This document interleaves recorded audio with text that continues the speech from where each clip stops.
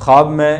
پاخانہ دیکھنے کی تعبیر عام طور پر مال سے کی جاتی ہے، لیکن چونکہ پاخانہ بدبودار ہوتا ہے، اس اعتبار سے خواب میں پاخانہ دیکھنے کی تعبیر مال حرام سے بھی کی جاتی ہے۔